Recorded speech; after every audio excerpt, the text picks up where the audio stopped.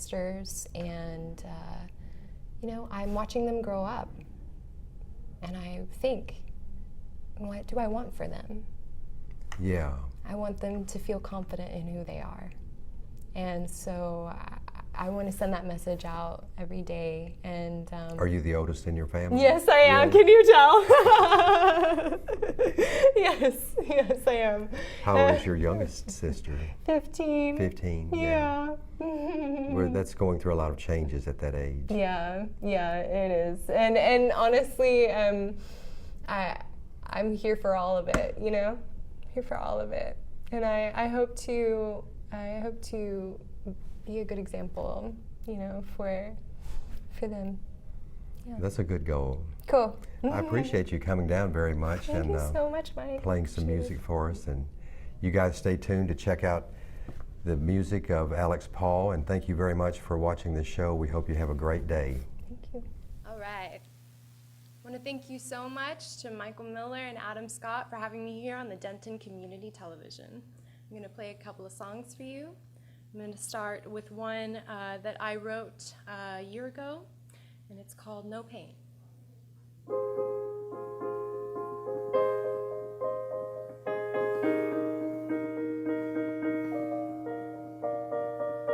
Take my confession and throw it back in my face. I hope you take it out. I'll be tuned, yeah, days. Doesn't suit mine, but I'm fine.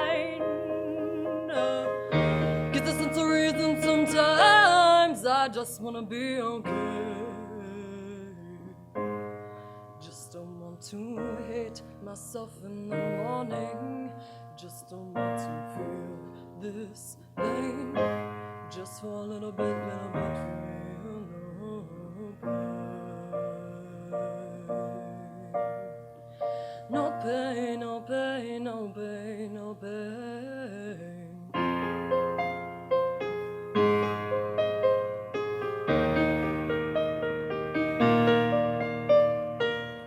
Yeah, I think I've hit brick and I've got a stick. I am going to flip it. Yeah, I got me a flip switch and I'm going to freak out. But nah, something's blaring loud. No one knows what it's about. I just wanna be okay. Just don't want to hate myself in the morning. Just don't want to feel this pain. Just for a little bit, feel no pain.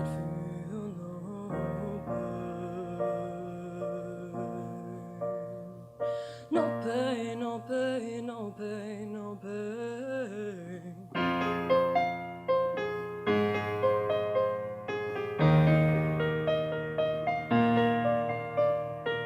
I just wanna be okay today. I just wanna wake up in the morning and like what I see. Is that too much to ask of me? I see a lot of people around me doing anything they can to shut it out. Is it safe for me to lose it?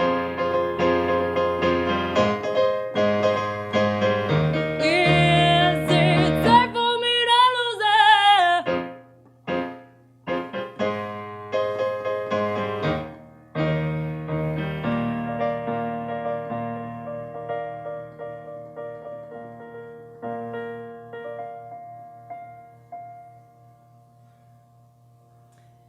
This next song I'm going to play for you is a song I wrote when I was 16, and it's called Everybody's Bubble.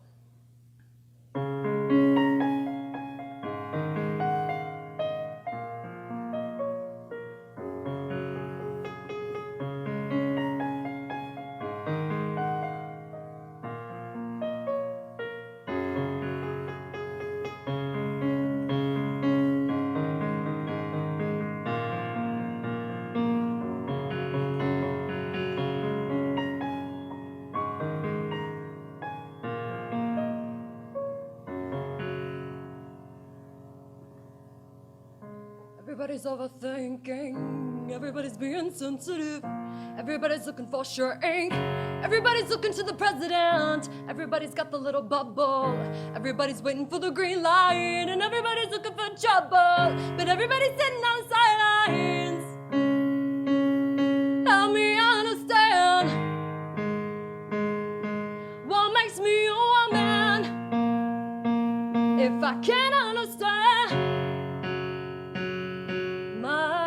myself, but gotta be honest, not really.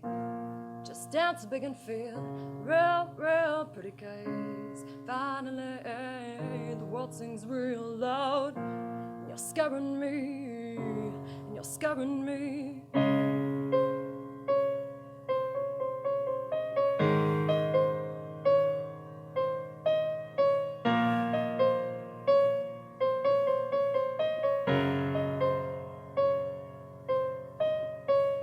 Everybody's got their obsessions. Everybody wants to ask about their life. And everybody needs the connections. Like it's ever good enough at the time. Yeah, help me understand. What makes you a man? If you can't understand what I am saying, when you gotta be honest, say no.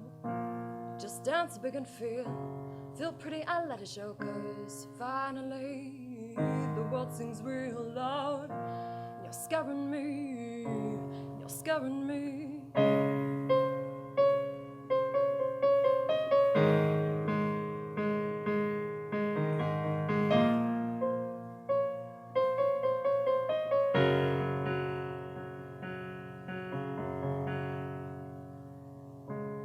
I think a generation is underrated.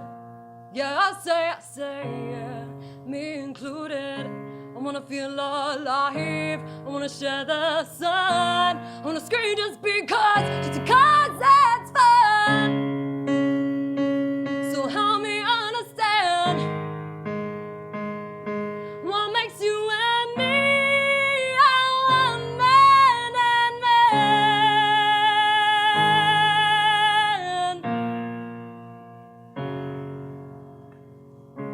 Gotta be honest, say no, just dance real big. Feel pretty and let it show, cause finally the world sings real loud. You're scaring me, you're scaring me.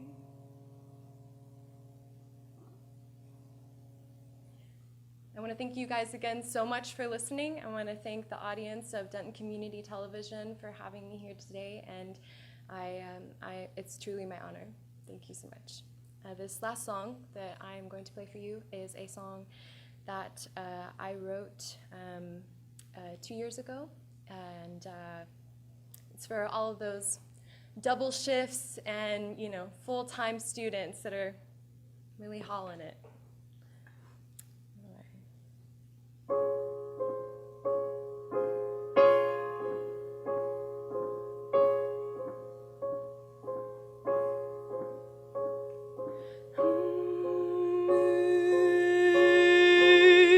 The pressure is on.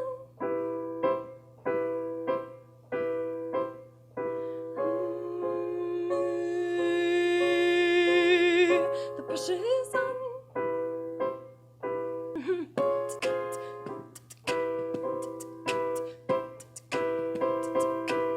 Checking in with my bondsman, still no court, they go back again.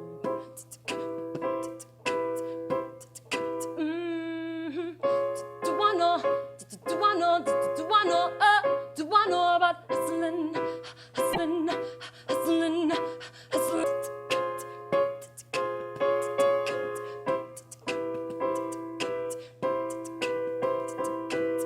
Man walks up the corner, a fry, an avenue C, says to me, isn't chillin' on the telly. Girl, it ain't worth it if it ain't we. You talking to me, yeah, you talking to me. Yeah, you talking to me, that's cute, baby.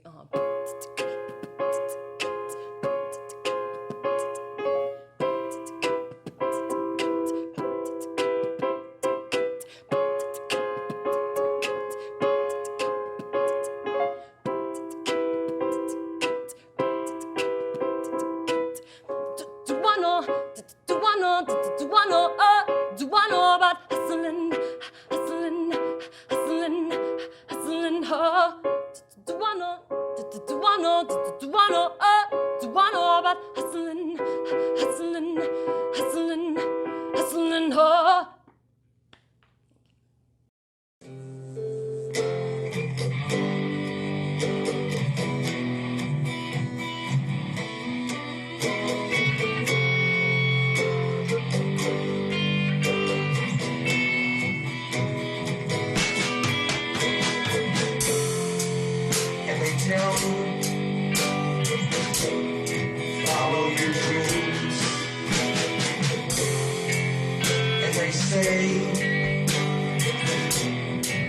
what you want, and money will come.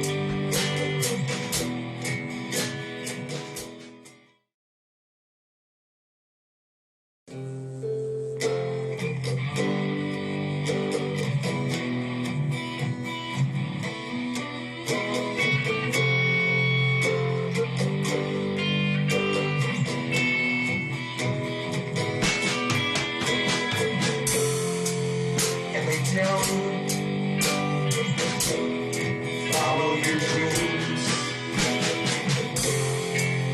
and they say. Hi, I'm Mike Miller. Hope you're having a great day. Thanks so much for checking out The Other Side. My guest today is a guitar player and keyboard player, wonderful musician, and I'm honored to have Tim Courtney here today. Thanks so much for having me. Appreciate you being here. So glad to be here.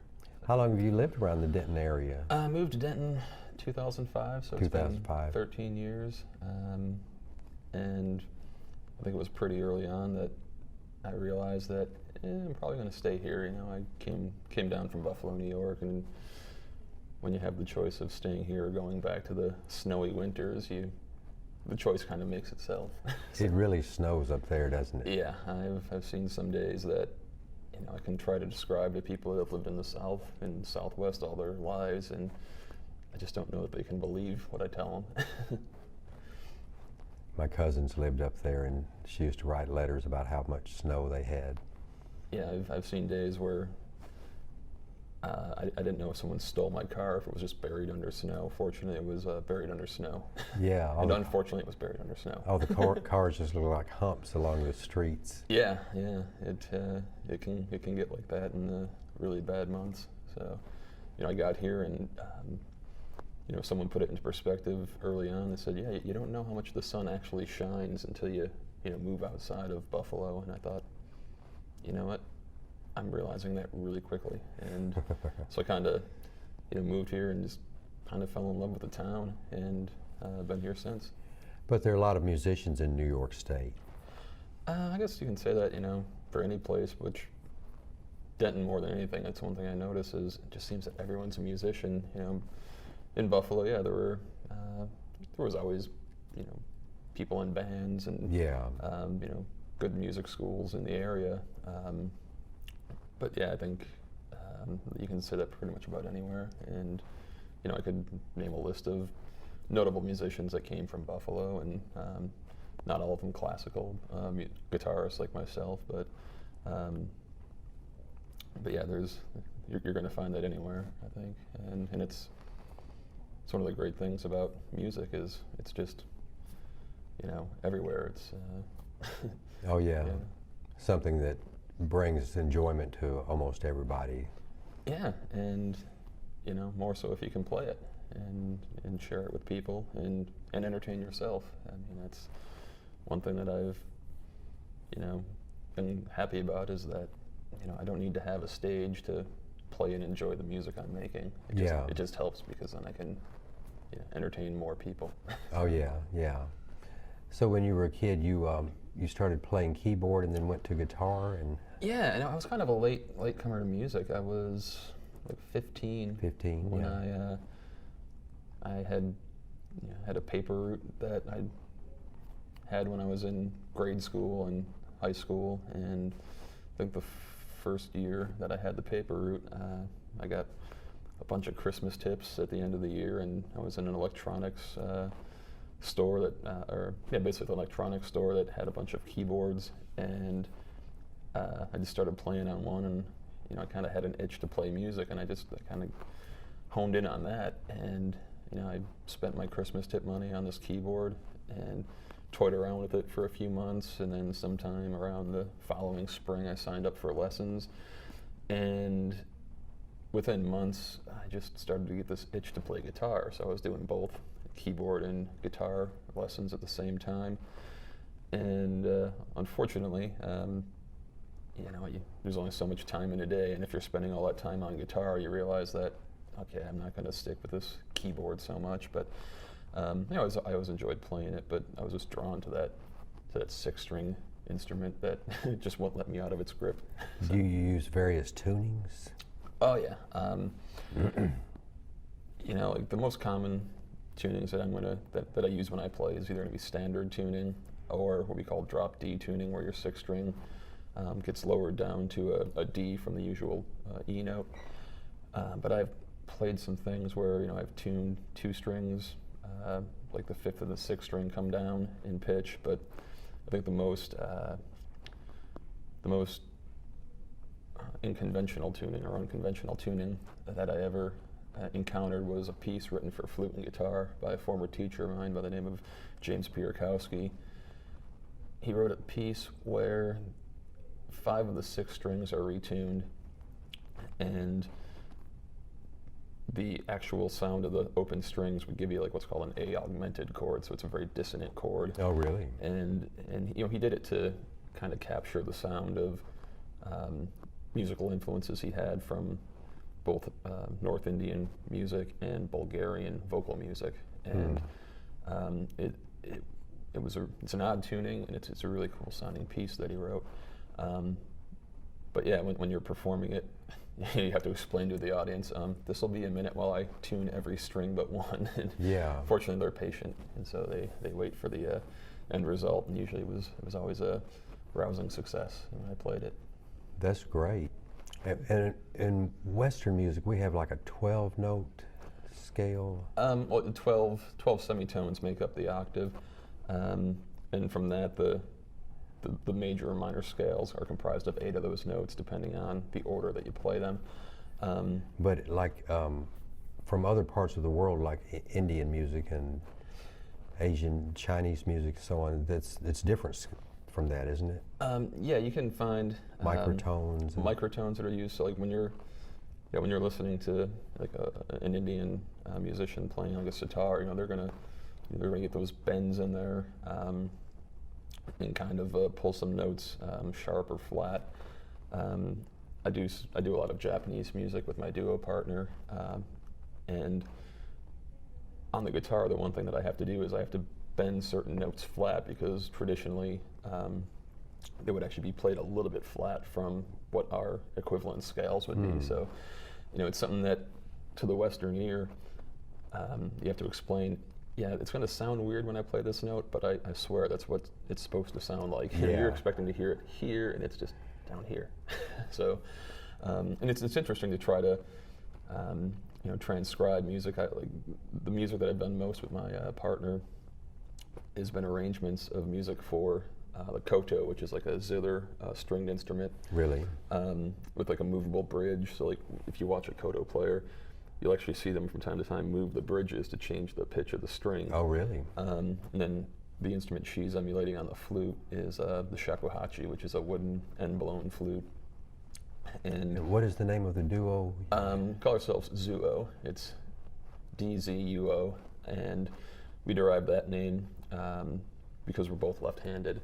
Really? Even though we play our instruments traditionally. And what is her name? Her name is Carolyn Kais. Oh, okay. Yeah, and she is a flute instructor at Tarleton State University. Really? And we met here at UNT like 10 or more years ago and played together for about a year. We did one of my doctoral recitals here, and then she ended up moving out of state to pursue her doctorate in Boulder, Colorado. Yeah. And several years ago, she came back to the region. Her husband got a job at Cameron University in Lawton, Oklahoma, and since she was close enough by, she said, "Do you want to play together again?" And I jumped at the chance. And last year they moved to Stephenville to work at Tarleton State, so they're a little closer now. So, it makes it even more convenient. And you guys performed at the National Flute Association? Yeah, in August we went to Orlando, and it's a really large convention. It was held at one of the big hotels in Orlando, and the amount of people performing, the amount of concerts that were held there, I was just amazed, because I've gone to guitar festivals that have been on a smaller scale than this, and there's always something to do at those. With this thing, there was just round the clock, like from morning until evening, concerts going on. They gave me a program for the entire festival, and it was like a phone book.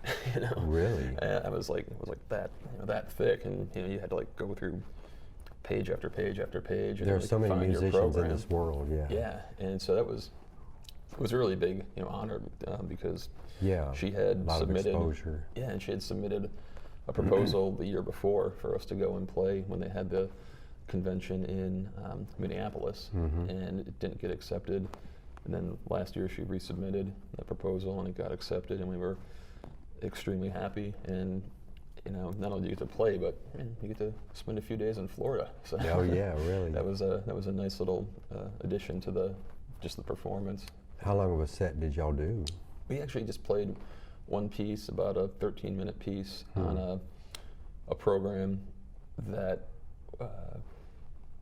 each program kind of had a theme, and so this one was more about music that was either arranged from other instruments or just kind of outside the box of traditional flute music or music written for like flute and piano.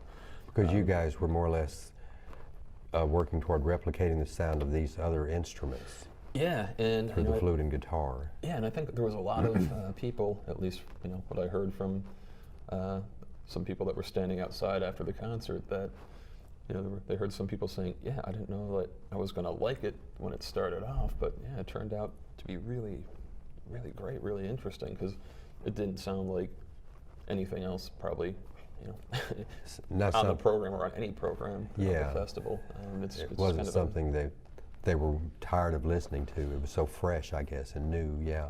Yeah, and any time that you can, just play your instrument in an unconventional manner, I think it really gets the attention of people that are, so used to playing the normal way by the rules that were, set in place for, generations ahead of them. And then when they hear someone bending pitches and trying to mimic the sound of a wooden flute on a silver flute, it just got their attention. And then, I kind of felt a little out of place because I was one of 5 guitarists that were performing in the whole festival, but it was nice to, be a different instrument that could kind of accompany the flute for that one performance. It was just great.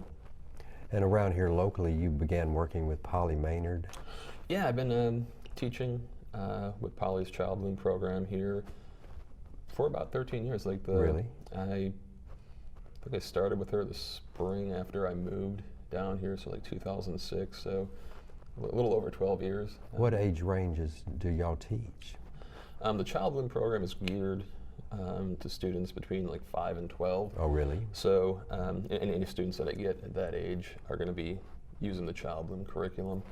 And it's great because you start kids off just teaching them from the first lesson to play a song. They can sit down, they can learn to play a couple strings and accompany little songs like Hot Cross Buns.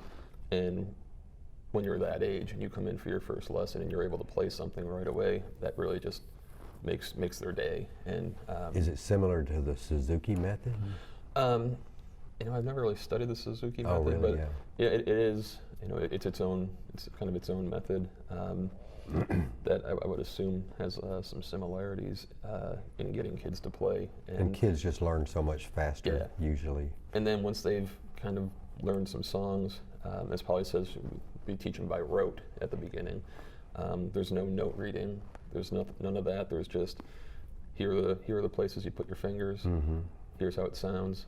And when you can get a class of students together and they can play different parts to a song and all kind of come together and be playing ensemble music within their first few lessons. It's so fascinating to them, I'm sure. Empowering, Yeah, and it's great because you'll always have students that just are dedicated and keep working at it. And every week that they come back and you see that they've made such progress, as a teacher, you can't ask for anything more. It really validates what you do. And, I'm really happy to do it. And so it's been hard to believe it's been like 12 years, but I've been. Time flies when you're having fun. Yeah.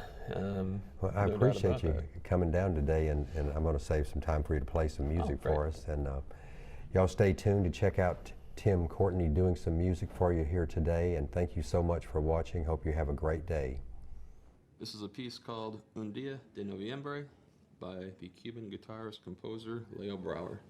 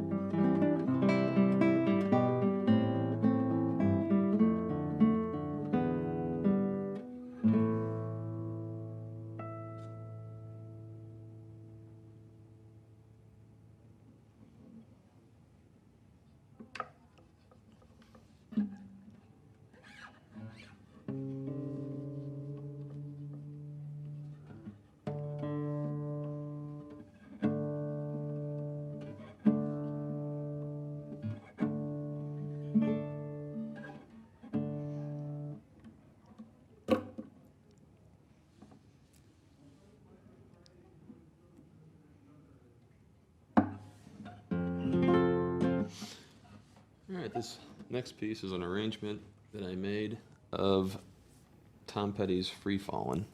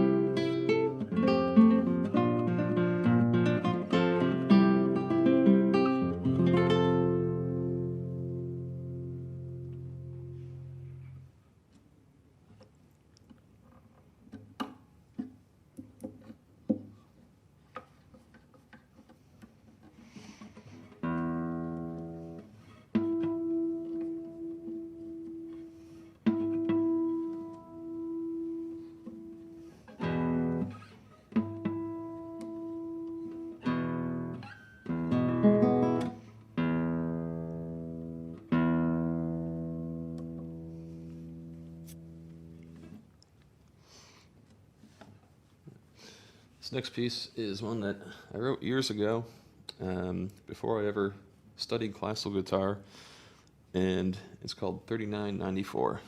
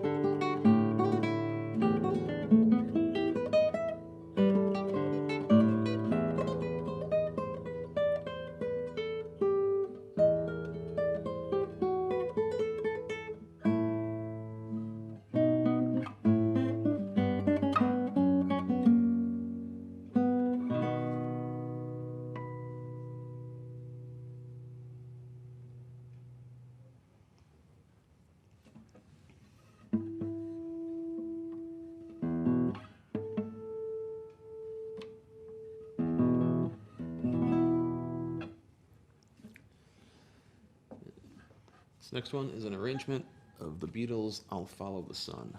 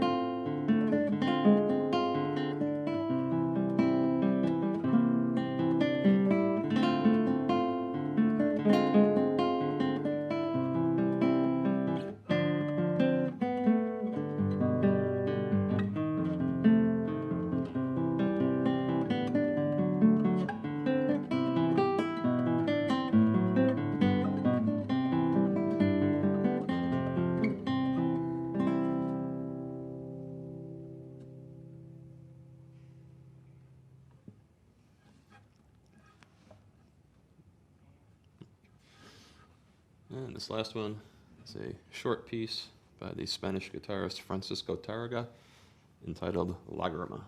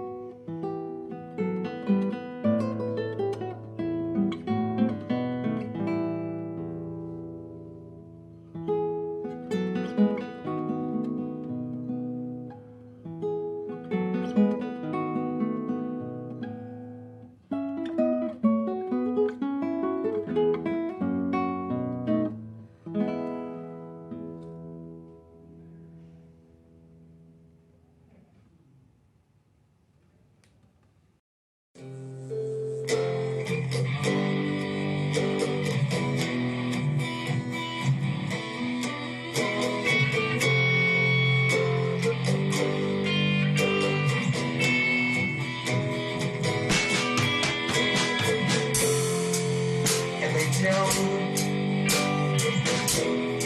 follow your dreams. And they say,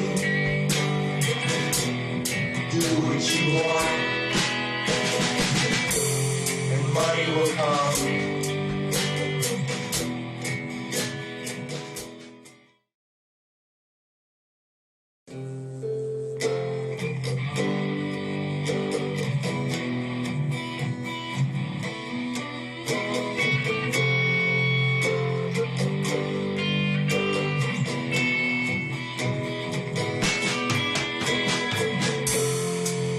And they tell me,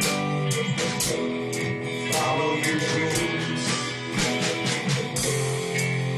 And they say, Hi, I'm Mike Miller. Hope you're having a great day. Thanks so much for checking out The Other Side, the show I created to bring people to you so you can check out their music, their lyric writing, and so on. I'm honored today to have Taylor teach out, and I appreciate you being here. Thanks for having me. So you've been playing music in Denton the last few years. I have. When did you really start playing?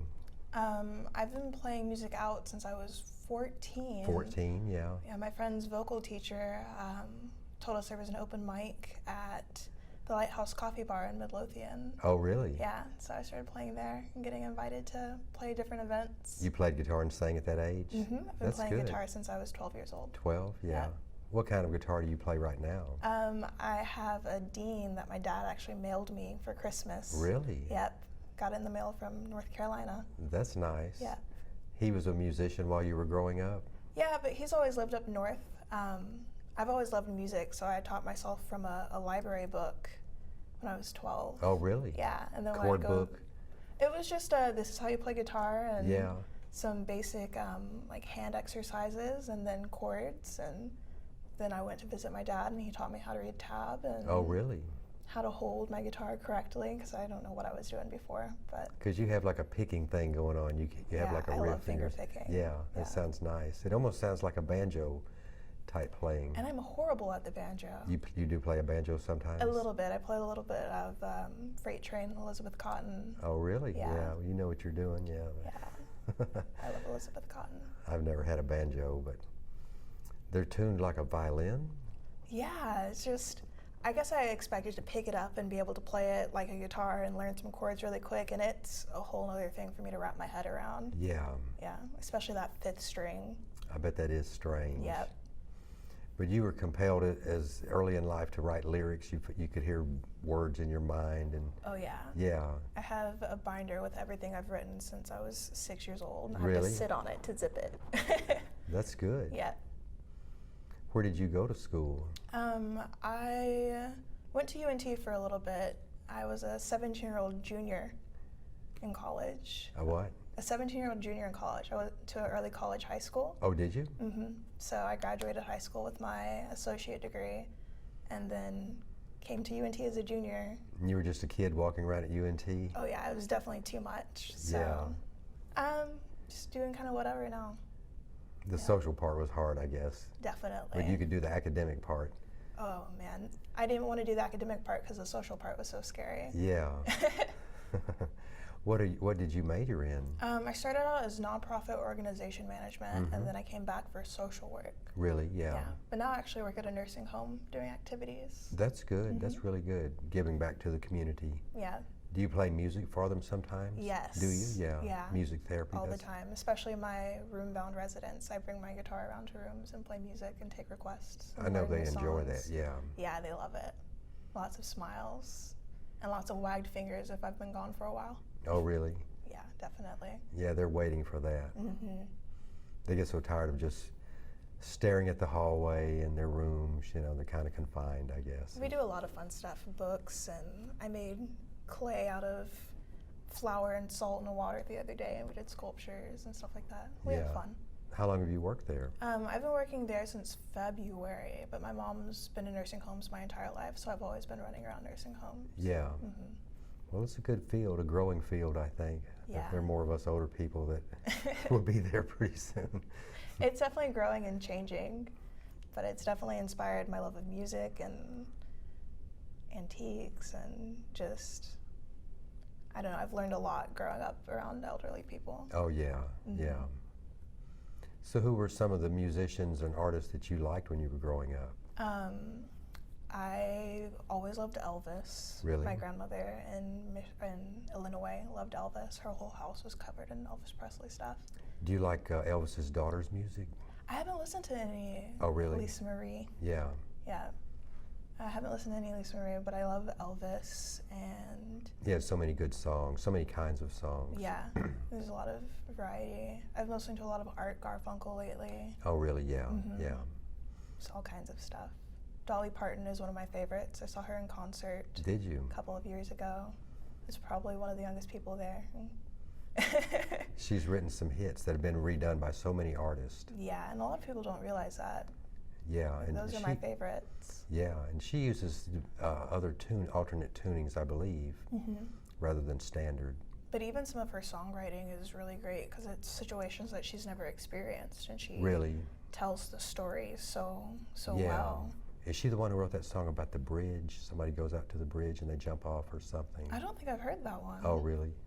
Yeah, she, I think it's her second album I'm really into, but she writes about like from a mental institution behind these iron bars, but she talks about going through a breakup and her dad like putting her away. Oh, really? And she says, it's not my mind that's broken, it's my heart. It's a really good song. Yeah, She's a really good writer.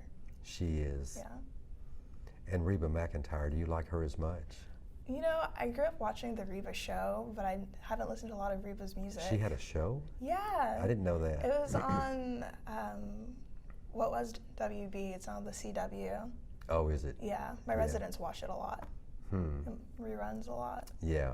Yeah, it was like a family sitcom where she was like a divorcee. When my mom was in the nursing home, they watched Bonanza and the Three Stooges Oh my and goodness. stuff like that over and over, it seemed like. I've watched a lot of Three Stooges with my papa. Yeah. Yeah. Those were pretty funny shows. Yeah, I love Three Stooges. Do you ever do any stand-up around town? Oh no. Yeah, that's not for you. I am such a shy person. If I don't have my guitar in my hands, I'm not sure what to do. But with that, that empowers you. Yeah, it makes it a lot easier. If someone were to ask me to just stand up and sing, I'd be like, I don't know, hand me a guitar. How did you ever learn to know where to put your capo to play certain songs? That's so confusing to me. Just messing around with it. I know mostly the 3rd fret or the 5th fret for me works. Yeah, it works for your voice range, yeah. But sometimes I get way up there. I've got songs that I have to really, really put it really high up because I've got such a high voice. Yeah, you're a soprano, like in choir, you'd be a soprano probably. I need to write that down. I learned something. I think alto is a lower, like Stevie Nicks and singers like that. I'd like to believe that I have a deep voice in my mind somewhere. It's, Oh, really? It's Yeah. very bass. Yeah. I think women have a falsetto as well, though. A bass range and then a falsetto voice. Probably. Yeah. But Denton is a fun place to live. Oh yeah, I love it. I moved here when I was 17 and moved away and then did everything I could to get back as quick as I could. Yeah. It's a great place to play music and to experience. And Do you record much? yeah, I actually have just like a small setup at home. That's good. Yeah. I spent maybe $200 at Guitar Center and I set it up and record myself, or friends and I will record. And just be goofy. Because you have 10 or 12 songs on SoundCloud.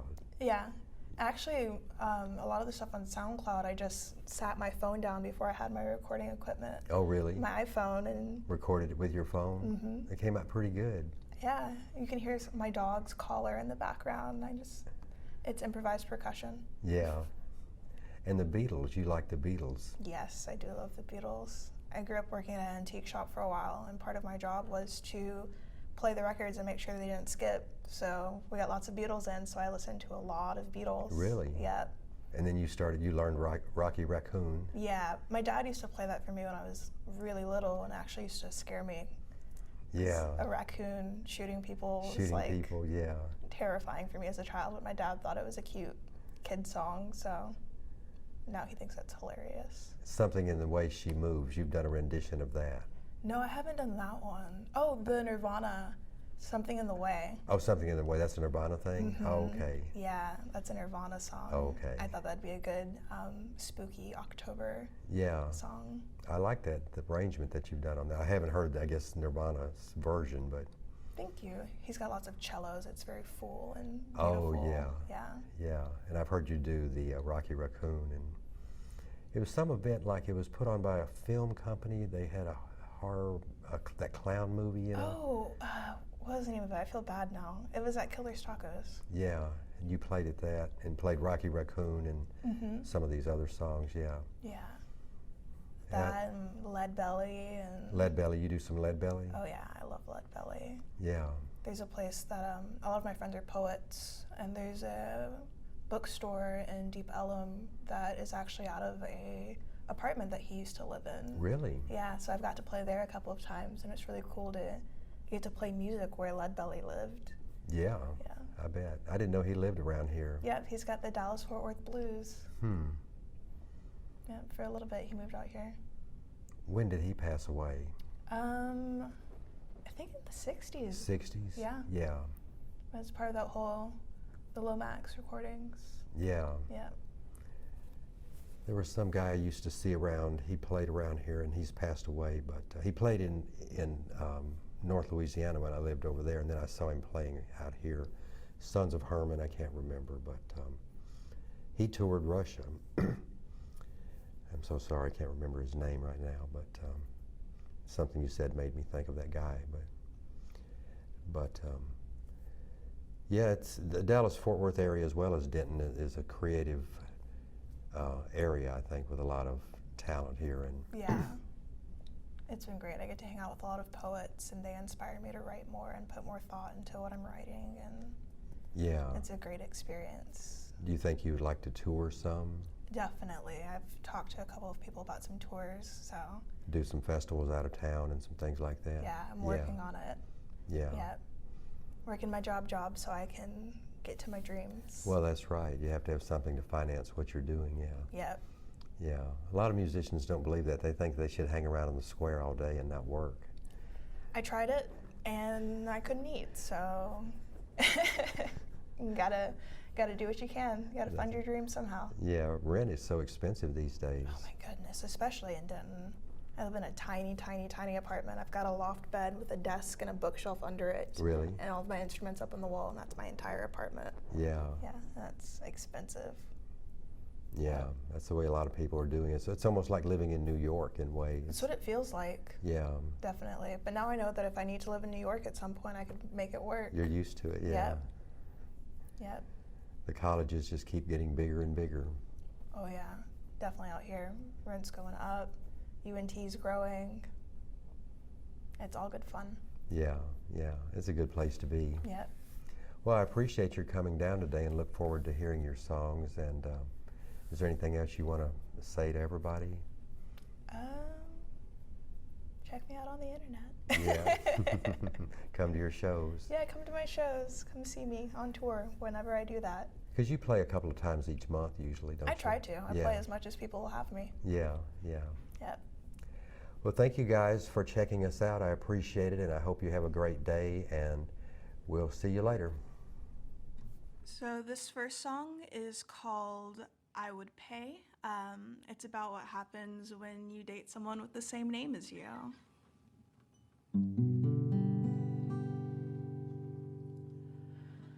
I wouldn't pay money not to miss you anymore. My friends all say move on, but that's what friends are for.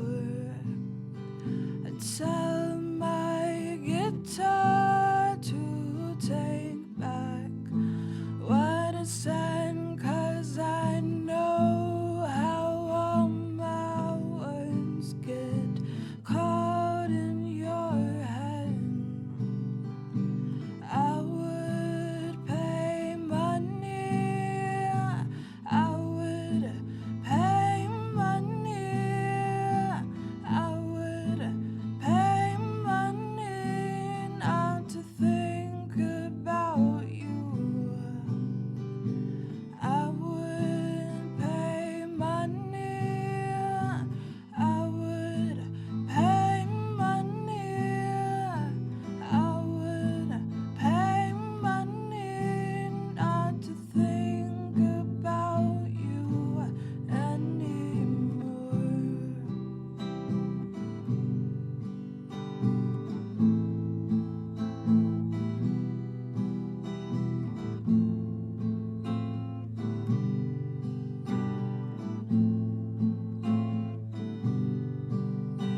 I heard you found a girl and she's better than me. She don't tear down with her words and sharpen her teeth. So I find a boy and he likes his weird green and lots of other things that don't mean shit to me. But I would pay money, I would pay money, I would pay money not to think about you. I would pay money, I would pay money, I would pay money not to think about you anymore. I'm giving it time. How much more time does it need? I'm giving it thought. All the ways we disagree. But I don't need jewels, banks, no fancy cars. I'm saving it all up for one fresh start. 'Cause I would pay money, I would pay money, I would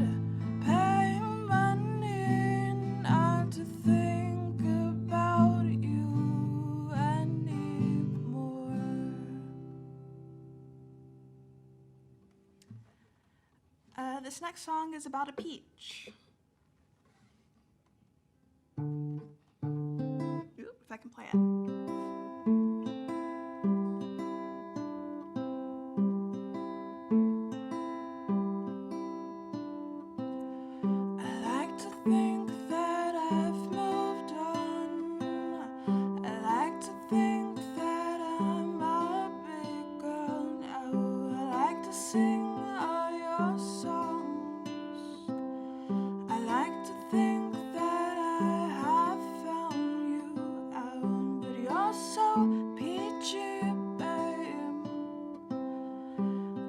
Skinned and sweet down to the pit. You're so peachy, babe, and I can't seem to get a taste of it.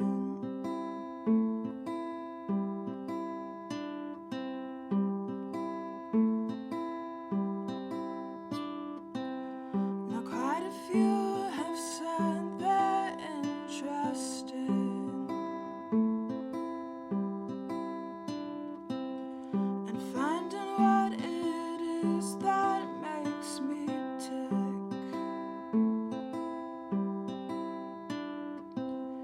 sad to say I've given all my time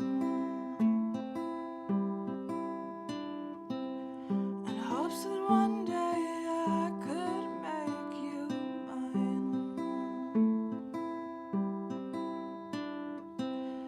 But you're so peachy, babe, bitter-skinned and sweet down to the pit.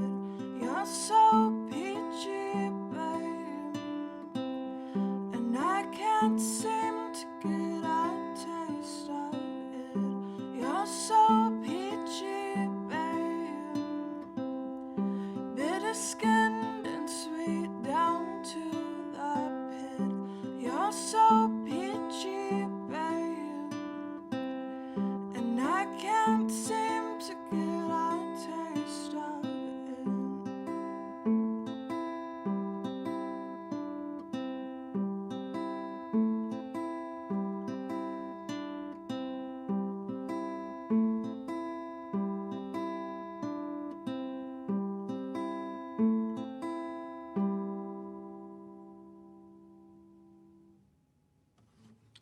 We were playing some music together, and it's really nice to have a parent that writes music because you learn a lot about things that they've experienced and ways that they've felt about those things and ways that they can't talk to you about. So this is one of my dad's songs.